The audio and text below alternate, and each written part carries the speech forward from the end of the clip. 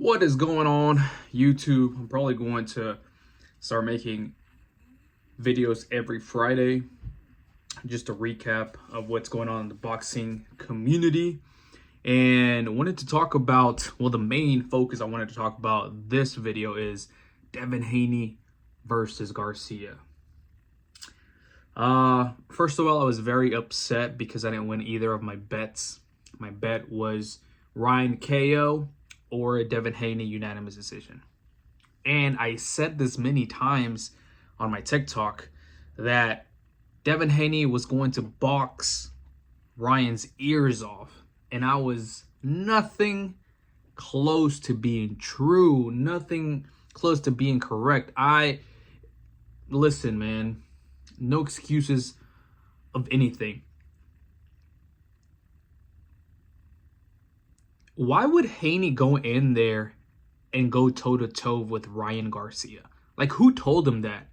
Who told him he could go there in the center? Well, I know who it was. His dad. His dad said, come to the center of the ring and we'll show you what it is. Man, if you see the post-fight, or the interview post-fight, man, Haney looked like he had a broken jaw. I mean, he was puffy on both sides. I've never seen Haney like this. I don't know if he can recover from this loss. Only greats do. But to take a beating like that not only destroys your confidence, not only has you second guessing, it is crazy. Crazy. I never thought this outcome. I never thought Devin would go down as many times as he did. I mean, the first round he was buckled, and I was kind of happy because Ryan was on the road for knocking him out, and I could win my bet. But the referee kept trying to. I think the referee was paid to try to have Devin Haney win, because anytime Ryan would knock him down, Ryan was ready to go on top of him again, and the ref would push him like 4 feet, 5 feet from him so that he could, come back. And then Ryan would not capitalize on, some say he betted on himself on winning a unanimous decision or some type of decision, and he reportedly made 12 million. Who knows if that's true? But Ryan is a force to be reckoned because of his power and his speed. But who goes in there and tries to go toe-to-toe with something like that? This is a learning experience for Devin Haney. I thought he was going to stay undefeated for a longer time. Got proven wrong. I just think he needs to actually change coaches. I think he needs to be with somebody that's going to not feed him a bunch of garbage and really give him what he needs to hear instead of what he wants to hear. And Bill Haney has been really salty. He's been on live with Floyd Mayweather and all this crap, but it's an upset for sure. I don't think it was an upset like, Mike Tyson versus Douglas, but it was, or Andy Ruiz versus Joshua, because people knew that Ryan had a dangerous left hook and the kid can fight. He can fight.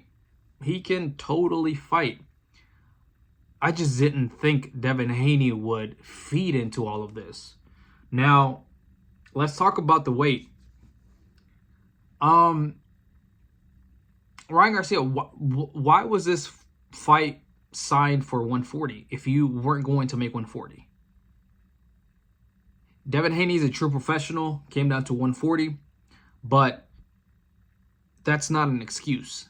If you can't make 140, if you're too weak to be at 140, then go up to 147. Make the fight at 147. Why take a disadvantage?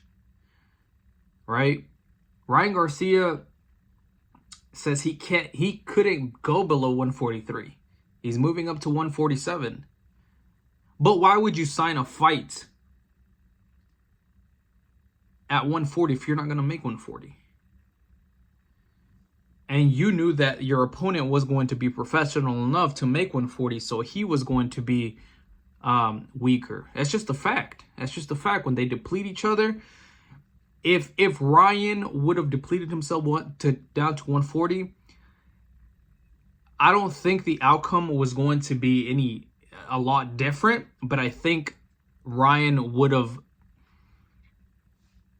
been a slightly weaker, maybe. Who knows? I'm not a fighter. I've never cut weight. I've never done it. But the people who've been doing that, they say that whenever you're depleted and all this, it makes a huge difference. Again, none of that is an excuse.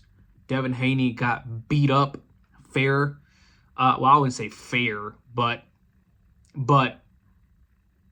if he would have won, he would have said that the weight wasn't an issue.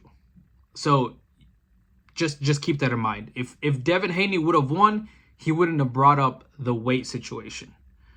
But since he lost, now he wants a rematch at a much more comfortable weight for him. I don't think the rematch goes any different. Just like Terrence Crawford versus Errol Spence, I don't think it goes any different. It's going to be the same beating. Devin Haney has no chin. No chin. And I don't know why I didn't pick Ryan to win a decision or because I really thought he was going to get a knockout. But I knew this because Devin Haney was rocked with Linares, and Linares is not a big power puncher. He got rocked with Linares, and I was like, geez, this dude is chinny. Like, he might be chinny as Amir Khan. That's what I'm saying. I don't know if he can recover from this, because anytime he fights a big power puncher is going to be the same outcome, right? Unless he changes his game plan, right? His game plan, I don't know why his game plan was to go in there and fight toe-to-toe with Ryan Garcia, stay in the pocket. Your job is to solely go out there, get on your bike, accumulate points with punches, getting in and out. That's how you beat somebody like Brian Garcia. That's how you beat him. And you have to have respectable power. Ryan Garcia knew going in that, and even in the first round, tasted Devin Haney's power and was like, this is it? Like, my son hits harder than this. So he just went on Devin, and he could care less because Devin Haney does not have respectable power, right? He doesn't have respectable power. He's not a knockout artist. He's just made to move, hit, and that's it. That's his style. I don't know who told him to change his style versus Ryan Garcia, the left hook king. But anyways, crazy night. Lost my bets. Super mad about the ref. He needs to be checked because he was definitely on Devin Haney's side. Now, move on to Canelo versus Munguia. The fight's getting close. It should be a win for Canelo. He is on a downhill because obviously he's not in his prime anymore. We're going to see what else is left in Canelo.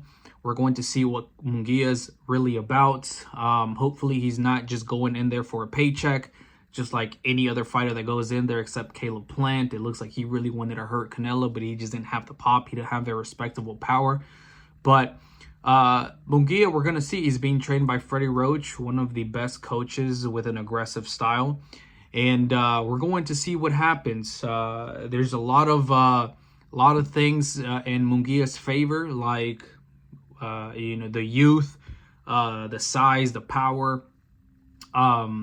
Well, power, I would say both have power, but I think I would lean against or go more on the Canelo side with power. Canelo has the experience. He has the experience under the brightest lights. Munguia, I'm not sure if any of that's going to play to his disadvantage with having so much bright lights and just being in front of Canelo, because a lot of people have said that, Canelo has this aura that you just break down just being in front of him. But we're going to see. Very, very, very interested on this fight.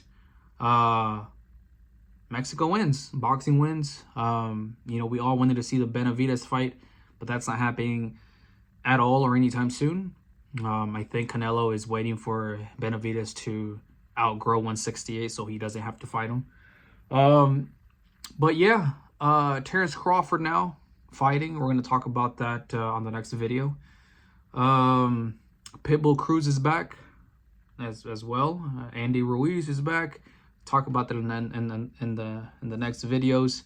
But yeah, let me know what you guys thought about the fight. It was definitely very, very, very interesting. But this is boxing. Anything can happen. Anything can happen in boxing.